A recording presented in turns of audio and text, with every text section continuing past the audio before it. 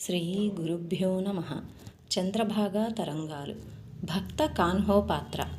అది పవిత్ర పొండరీ క్షేత్రం. చంద్రభాగా నదీ తీరంలో భక్తజన సంరక్షణార్థం పాండురంగ భగవానుడు వెలసియున్న పరమ పుణ్యక్షేత్రం. భక్తుల పాలిటి కల్పవృక్షమై సంతు పురుషుల జీవితాలకు పెన్నిధి అయి ఆర్తత్రాణ పరాయణుడని పేరుగాంచిన కరుణాసముద్రుడు. శ్రీ పాండురంగని ప్రేమ సన్నిధిలో సర్వ సంకల్పాలు సిద్ధిస్తాయి. ఆ పవిత్ర వాతావరణంలో కలత చెందిన మానవ జీవితానికి పరమశాంతి లభిస్తుంది. ప్రేమమయుడైన పాండురంగని వాత్సల్యాన్ని చవిచూసిన వేలాది భక్తులు తనువులను, మనసులను, సంసారాలను త్యాగం చేసి సదా విఠల నామోచ్చారణతో మయూరాల వలె నృత్యం చేస్తూ ఆనందాశ్రువులు కారుస్తూ పులకాంకితులై చివరకు ఆ పుణ్యమూర్తిలో ఐక్యమయ్యారు. పరమ విధానమైన ఆ పవిత్ర పుణ్యస్థలిలో పుండరీక వరద పాహిమాం, పాండురంగ విఠల రక్షమాం అంటూ భక్తులు విఠలనాథుని దర్శనానికి వస్తున్నారు. ఆలయ ప్రాంగణంలో కాలిడగానే అప్రయత్నంగా అందరూ ఆగిపోతున్నారు. నోటి నుండి మాటలు రావటం లేదు. తనువుల్ని మరచిపోతున్నారు. మనస్సులు పట్టుతప్పుతున్నాయి. స్వామి సన్నిధిలో ఎవరో పరవశించి పాడుతున్నారు. ఆ పాటలో ఏదో ఓదార్పు ఉంది. ఆ రాగంలో ఏదో అనురాగపూరిత అనిర్వచనీయ ప్రశాంతత నిండుకొని ఉంది. ఆ గానాన్ని వింటూ కొందరు నిశ్చేష్టులై ఉన్నారు. కొందరు పరవశంతో కన్నీళ్లు కారుస్తున్నారు. కొందరు రెప్పవాల్చకుండా చూస్తున్నారు. తన అమృతగానంతో అందరికీ తన్మయత్వాన్ని ప్రసాదిస్తున్న ఆ అపూర్వ వ్యక్తి ఎవరు? ఆవిడే కారుణ్యమూర్తి భక్త కాన్హో పాత్ర. పాండురంగని పాదదాసి అయి తరించిన ఆదర్శమూర్తి. లలిత లావణ్య అపురూప సౌందర్యవతి.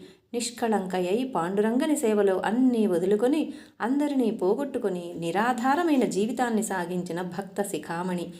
తన దివ్య పారవస్య సంజనిత భక్తి తన్మయతతో ఎందరికో సద్భక్తిని, సచ్చీలాన్ని ప్రసాదించిన రసమయ స్వరూపిణి. తన అమృతగానంతో లోకాన్ని జోకొట్టి పరవశింపచేసిన సంగీత రసధుని. నిరంతరము విఠలనామ ఛత్రాన్ని ధరించి మోక్ష సామ్రాజ్యాన్ని అధిష్ఠించిన కరుణామయీ కాన్హో పాత్ర.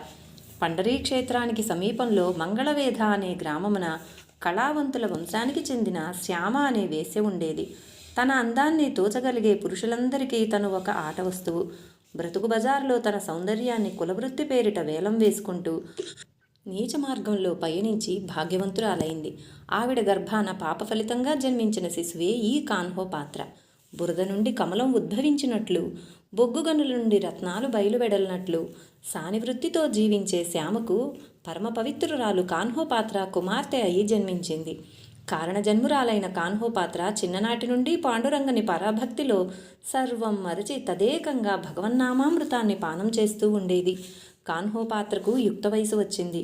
ఆమె రూపలావణ్యమో శరీర సౌష్ఠవమో ఎంతటి మగవాడినైనా కలత పెట్టక మానదు, పిచ్చివాణ్ణి చేయకపోదు. తాను సానివృత్తిలో జీవించినను తన కుమార్తెను అత్యున్నతముగా తీర్చిదిద్దాలనే తపన శ్యామలో ఉండేది. అందుకే తాను అసహించుకుంటున్న వేశ్యావృత్తిలో తన కుమార్తెను ఏనాడూ ప్రవాసి పెట్టలేదు. ఒకనాడు ఆ ఊరి గ్రామ పెద్దల్లో ముఖ్యులు కోటికి పడగలెత్తిన కోడెత్రాచు నాగరసేఠ్ శ్యామ గృహంలోకి వస్తాడు. అది అతనికి నూతన ప్రవేశం కాదు. సానివృత్తిలో జీవితాన్ని సాగించిన శ్యామకు అతడు సూత్రం కట్టని భర్త. ఆవిడ అవసరాలన్నీ తన అవసరాలుగా భావించేవాడు. ఆమె పొందు కోసం ఆస్తినంతా తాకట్టు పెట్టడానికైనా వెనుకాడడు. అతని ఆదరాభిమానాలతో జీవించిన శ్యామ అతని మాటకు ఏనాడు వెనుకాడేది కాదు. ఆయన ఆజ్ఞాపిస్తే చాలు శిరోధార్యంగా భావించి ఆచరించేది.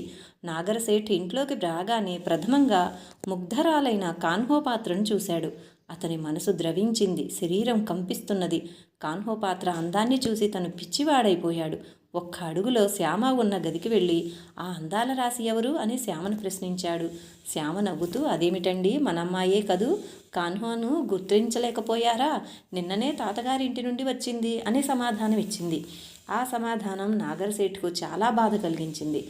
శ్యామ, మన అమ్మాయి అని నీవనడం చాలా అసందర్భంగా ఉంది. సానికి వయసు వరుసలేమిటి? అయినా పానయోగ్యమైన సరస్సు ఉంటే ఎందరో బాటసారులు దప్పిక తీర్చుకుంటారు. అంత మాత్రాన వారికి సరస్సుకి బాంధవ్యమేమిటి? శ్యామ, చెబుతున్నాను, జాగ్రత్తగా విను.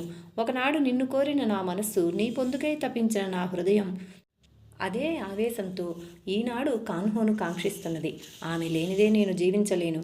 ఆమె అందానికి నేను తలవంచాను. ఆమె సౌందర్యం ముందు నేను బికారిని అయ్యాను. నీవు నీ గదిని ఖాళీ చేసి కాన్హో పాత్రకు అప్పగించు. ఆ ప్రేమమూర్తి ఆరాధనలో నా శేష జీవితాన్ని చరితార్థం చేసుకుంటాను అన్నాడు. శ్యామకు భూమి ఆకాశాలు ఒక్కటైనట్లు అనిపించింది. తన నికృష్ట జీవితం తన కుమార్తె కాన్హోకు రాకూడదని ఎంతగానో తపించింది. అందుకే పుత్రికా వాత్సల్యాన్ని కూడా నిగ్రహించుకుని మరొక చోట కాన్హో పెరిగేలా ఏర్పాటు చేసింది. కానీ ఏది జరగకూడదని తాను ఊహించిందో అది ఎదురయ్యేసరికి పిచ్చిదానిలా కేరింతలు పెట్టింది, గోల చేసింది.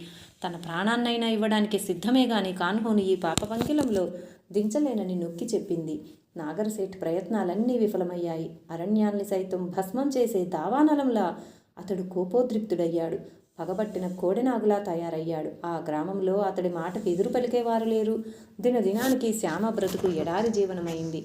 పలికే దిక్కు కూడా లేకుండా పోయారు. డబ్బిచ్చినా సరుకులిచ్చేవారు లేరు. జీవితం దుర్భరమై దుఃఖమయమై కన్నీటితో తడిసిపోయింది. తల్లికి వచ్చిన దీనావస్థను చూస్తున్న కాన్హో పాత్ర తీవ్రంగా ఆలోచించసాగింది. ఒకనాటి రాత్రి ఎవరికీ చెప్పకుండా తల్లి నిద్రపోగానే తాను ఒంటరిగా బయలుదేరి వెళ్ళింది. తన వలన జన్మనిచ్చిన తల్లికి బాధ కలగకూడదని భావించింది. కాన్హో పాత్ర కనిపించకపోయేసరికి శ్యామ పిచ్చిదానిలా ఏడవడం ప్రారంభించింది. ఈ విషయం మంగళవేధాలో అందరికీ తెలిసింది. అమాయకురాలు కాన్హోకు జరిగిన అన్యాయానికి ఊరి ప్రజలంతా పశ్చాత్తాపపడ్డారు. నాగరసేఠుకు తెలిసి శ్యామ ఇంటికి వచ్చాడు. కాన్హో పాత్ర ఆత్మహత్యకు గురి అయి ఉంటుందని అందరూ నిర్ణయించారు. నాగరసేఠ్ తన తప్పిదానికి బాధపడి శ్యామను ఓదార్చుతూ క్షమాపణ కోరాడు. ఇంటి నుండి వచ్చిన కాన్హో పాత్ర పాండురంగని పాదసన్నిధిలో సేవ చేస్తూ తన సంకీర్తనతో వేలాది భక్తులకు శ్రవణానందం చేకూరుస్తూ జీవిస్తున్నది. ఈనాడు విఠలనాథుని సన్నిధిలో గానం చేస్తున్న ఆవిడ ఈ కాన్హో పాత్రయే. తనకు ఇప్పుడు సర్వస్వం విఠలనాథుడే. ఇంటి ధ్యాసే లేదు తనకు. కాన్హోకు దూరమైన ఆమె తల్లి శ్యామ జీవించలేకపోయింది. దినదినానికి పరిస్థితి విషమిస్తున్నది. తనకు సంతోషాన్నిచ్చే శక్తి ఈ ప్రపంచంలో ఎవ్వరికీ లేదు, మృత్యువుకు తప్ప.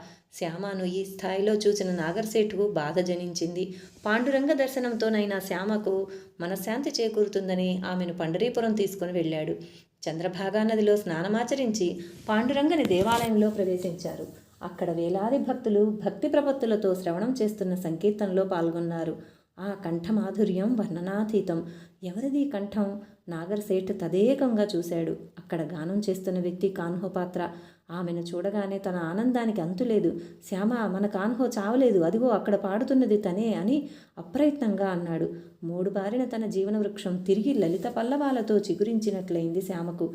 తన హృదయం నుండి ఆనంద ప్రవాహం కట్టలు తెంచుకొని ప్రవహిస్తున్నది.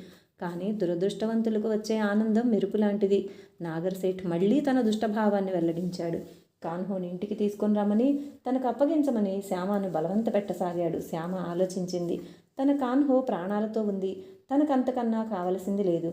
కాన్హో హాయిగా ఉంటే చాలు. ఇప్పుడు తన కాన్హోను పలకరించడం వల్ల ఆమెకు ముప్పు వాటిల్లగలదని గ్రహించిన శ్యామ గుండె బరువుతో నాగరసేఠుతో పలుకకుండా మంగళవేధ చేరింది. తన కోరిక నీడేర్చుకోవడానికి దుష్టుడైన నాగరసేఠు తీవ్ర ప్రయత్నం చేయసాగాడు. తన స్నేహితుడైన బీదర్ నవాబు షావాలి సహాయాన్ని అర్థించాడు. షావాలి నాగరసేఠుకు వాగ్దానం చేసి కాన్హో పాత్రను పట్టి తీసుకుని రమ్మని భటులకు ఆజ్ఞాపించాడు. రాజభటులు కాన్హోను నిర్బంధించడానికి పాండురంగన్ ఆలయంలో ప్రవేశించారు. వేలాది భక్తుల మధ్య పరవశించి గానం చేస్తున్న కాన్హో పాత్రను నిర్బంధించ ప్రయత్నించారు. భక్తులెంతగా వారించినా లాభం లేకపోయింది. అప్పుడు కాన్హో పాత్ర తన విఠలనాథుని దర్శించి వస్తానని గర్భాలయంలోకి ప్రవేశించింది. కాన్హో హృదయ నివాసి అయిన పాండురంగుడు చంద్రభాగా నదిని కదిపాడు. ఒక్కసారిగా చంద్రభాగా నది పొంగడం ప్రారంభించింది. ప్రజలంతా ప్రాణాల్ని రక్షించుకోవడానికి పరుగెత్తారు. నది పొంగి స్వామి ఆలయంలో ప్రవేశించింది. రాజదూతలు ప్రాణాలు రక్షించుకోవడానికి ప్రయత్నం చేసి విఫలులయ్యారు.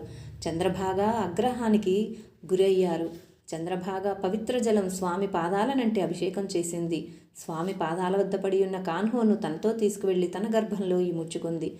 ప్రవాహం ఆగగానే పాండురంగని ఆలయమునకు ప్రక్కన తరటి వృక్షం ఒకటి వెలిసింది. భక్త కాన్హో పాత్రయే స్మృతి చిహ్నంగా వెలసిందని అందరూ భావించారు.